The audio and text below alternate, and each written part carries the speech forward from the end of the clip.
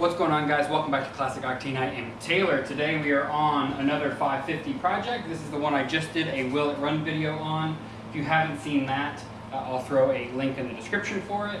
So this bike came back to life, spoiler alert, really easily. So what I'm going to do now is disassemble everything. Now that we know the engine is in good shape and runs well, we can start to tear everything apart, get it all the way down to a bare frame, so I can start to make some modifications to it, paint the frame, and kind of build it back up with all the new kind of clean parts. This bike is going to look exactly like that bike. If you can see it over there, I think you guys can. That's a midnight blue CB550 I built a couple of months ago that is now back in the shop for kind of the next round of work. So I'm waiting for some parts to come in. I am making a video on that as well, so you guys will see what I'm doing to it in the not too distant future. So what do you say we get to tearing this thing down? So we're going to start pulling this thing apart. We've got to get the carbs out of here. We already rebuilt these and everything in the last video, so we'll just set them aside and we can pull them back out when everything's done. We are going to be painting this engine and kind of going through it, make sure there's no oil leaks, make sure it's, you know, everything's nice and fresh on it.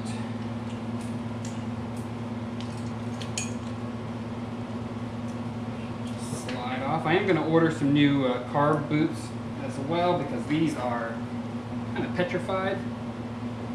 It gets a little bit hard to remove the carbs when they get really hard. And they're like 40 bucks for brand new ones, so something worth replacing. And I do already have all of the parts on the way for this bike. With everything that's going on in the world right now, parts, some of them are kind of out of stock, or shipping times and stuff are just taking a little bit longer, and I kind of like to have every part on hand before I start a project, just so that I can work at my own pace. And if I want to bust it out in a couple of days solid worth of work and get a bunch of work done, I don't want kind of waiting for parts to be holding me back. I'm looking forward to completely removing and throwing away this entire wiring harness. We do have a brand new one on the way. And like I mentioned in the last video, for the cost of a new harness, like, just do it. You know, it's a decent amount of labor to swap it out, but if you're going this far with a bike anyway, you know, it's kind of worth that couple of extra hours of work, and especially because, you know, pretty decent quality wiring harnesses are widely available that have all of the connectors and everything already installed, so it's really plug and play. It's not like you're having to rewire the whole thing from scratch. One of the products I've been wanting to kind of develop and start to sell is a replacement for these fuse boxes. These are just like open fuses.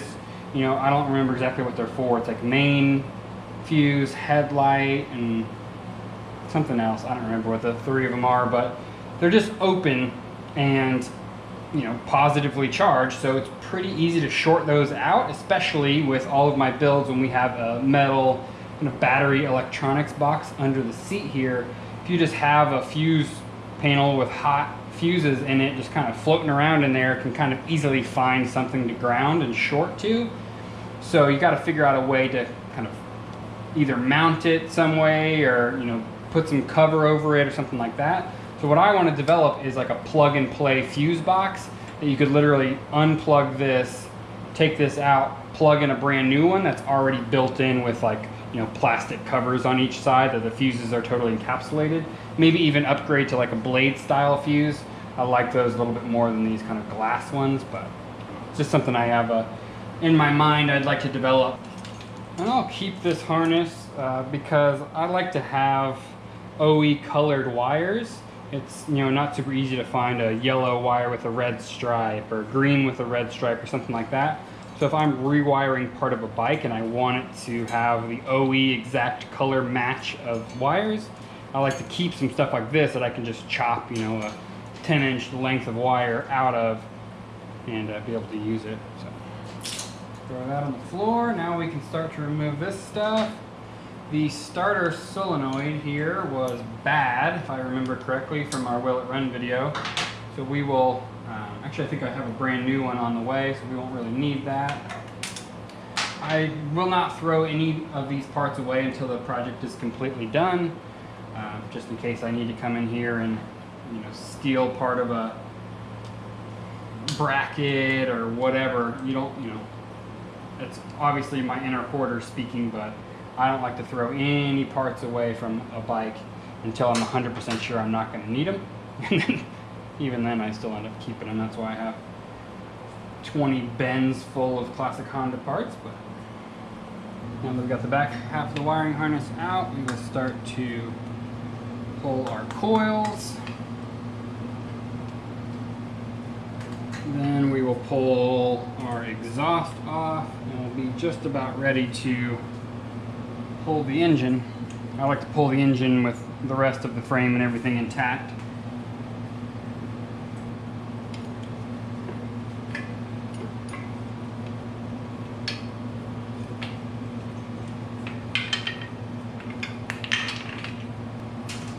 It's always a good idea when you're taking stuff apart to go ahead and put the bolts, nuts and bolts back on everything. I know that sounds simple, but especially if you're not super familiar or have never taken that particular motorcycle or car apart before, keeping track of your hardware and labeling it, you will think yourself when it goes to reassembly. You're not digging around trying to find what bolts go where. Let's go ahead and yank this exhaust off. If anyone's interested in a CB550 drag style exhaust, hit me up. We'll happily sell this one. I think one or two of you guys actually asked if it was going to be for sale on the last video, so feel free to hit me up on Instagram or shoot me an email. Well, these seem to be coming out pretty easy. Some of these are actually bolts. I'll probably go ahead and swap them all back to exhaust studs. Nothing is stuck or broken by the feel of it. So I think somebody just at some point replaced some of them with bolts, and I think they should all come out pretty easy.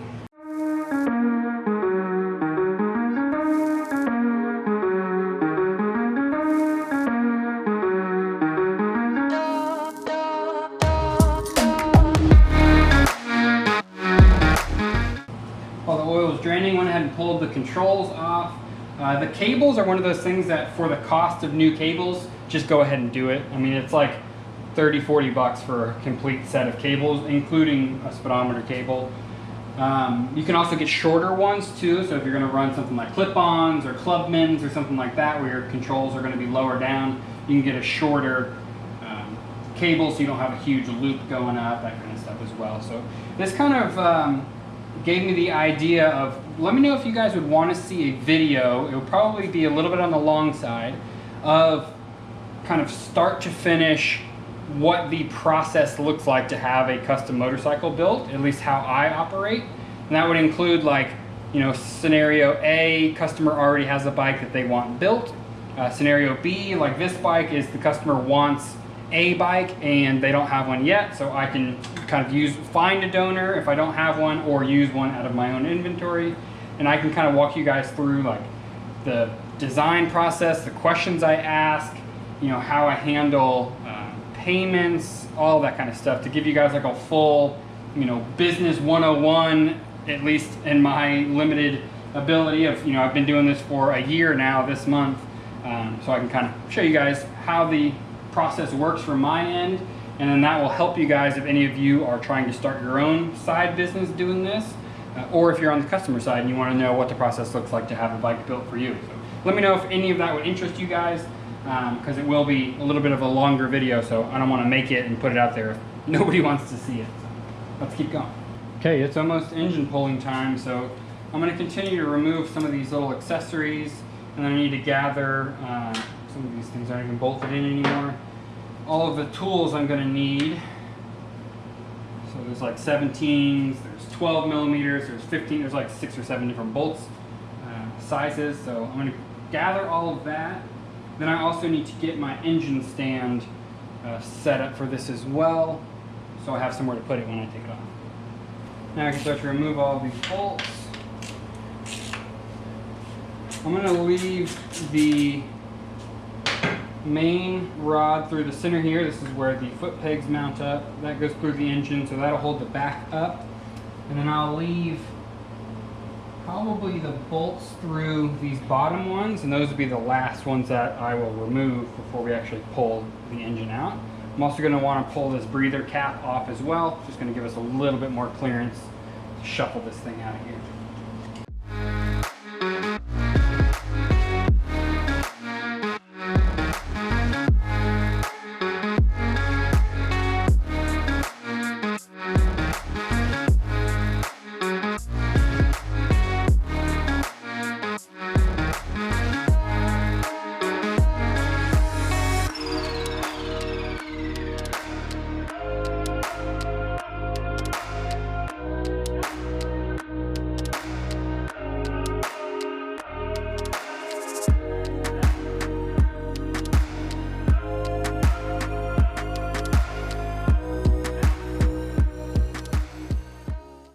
We're almost there. Breather's out of the way. Last thing I need to do is pull this side cover off, get our drive chain out of the way. So do that real quick, and then I think we should be ready to go.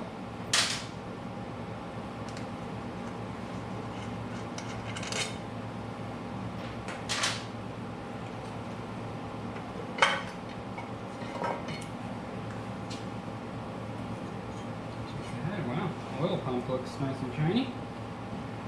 The oil pressure switch is just a bolt, so we will track down an actual oil pressure switch so we can have a functioning light. Cool, let's see if we can find the master link in this chain. The chain's so rusty, we're just going to cut this thing out.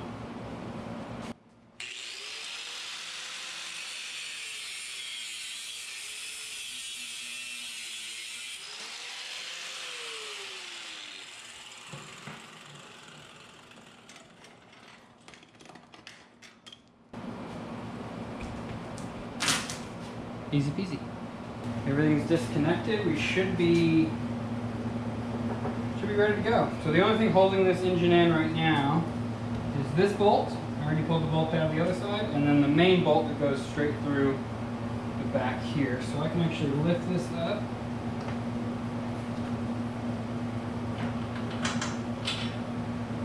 Pull the front bolt out. Now the front of the engine is free. This back bolt, we may have to use a hammer. See if we can get this thing to move.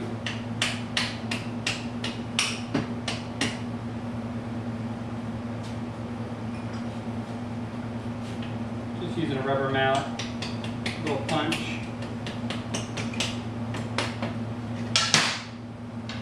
Spacer on this side.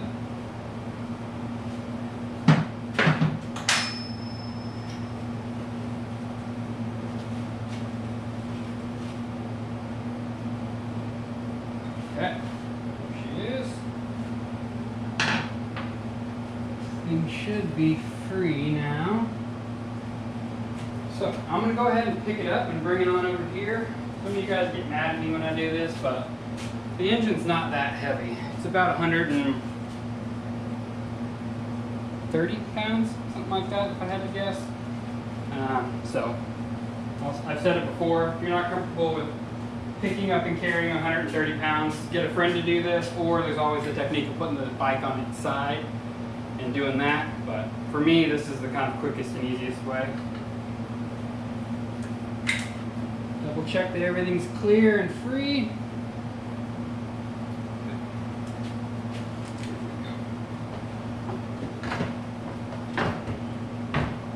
Just got to get it over the little motor mounts here.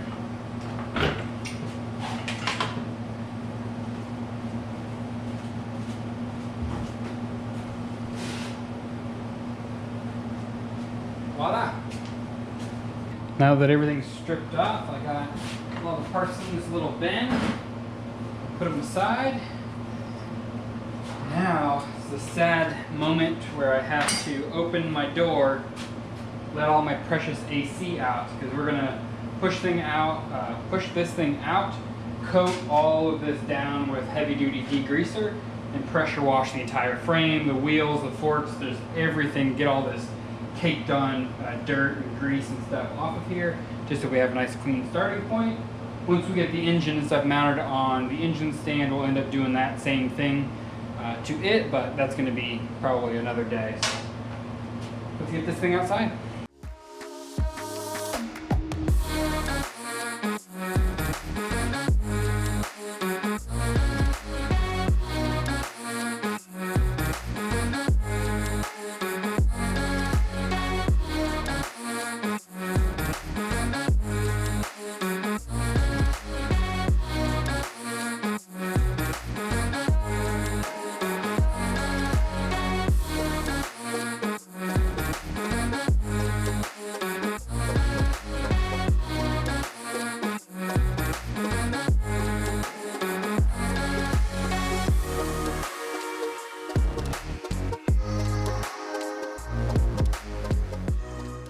Got that all coated down. I let that sit for about 15 minutes or so.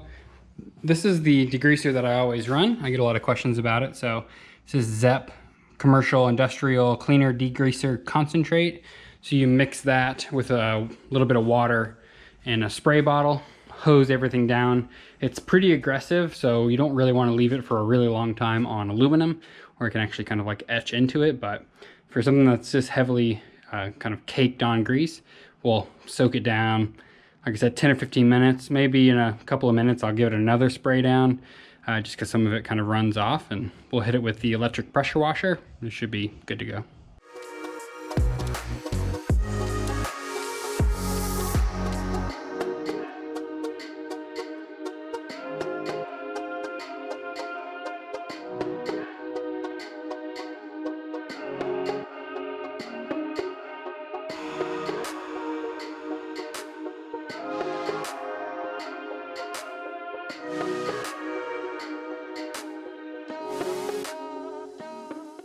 Back in the shop and all cleaned up. Still some little caked on grease here and there, but the vast majority of it came off.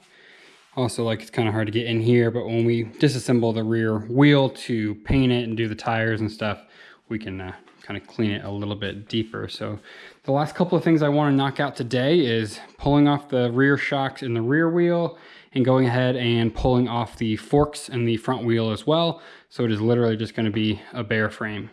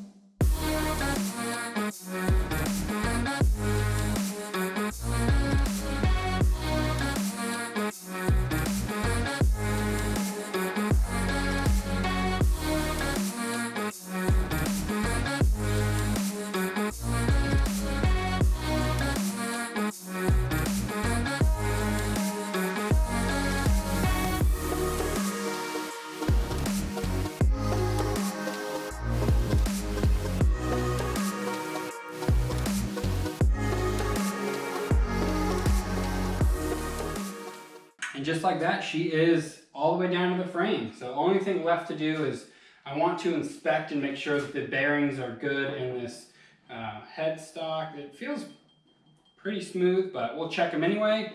Then I also want to make sure that our grease fitting and everything works well for the swing arm, make sure that's all nice and freely moving. Then we'll move on to frame modifications, which you guys have seen me do before, but I'm just going to take you along for the ride again. We're going to have to do an upswept frame hoop on this one, which is a little bit more difficult because my bender actually doesn't bend in upswept, so I can do the 180-degree bend, and then maybe we'll use a torch or section it and kind of bend it up to make it match. I don't actually have the seat or any of the other parts in stock yet because they're on the way, but I think I can actually just use the seat off of this blue 550, the project we finished a couple of months ago, because it's the exact same seat, Honda size from Tough Side, with the Upswept. So I can just use that one as a template while that bike is here in the shop. A lot of work to do, but good first day, I think. So I hope you guys enjoy this content. If you are not subscribed to the channel yet, and this is the kind of stuff you guys are into seeing, I encourage you to subscribe. I'm very close to hitting 50,000, which is awesome. So I appreciate all you guys watching as always, and I'll see you soon.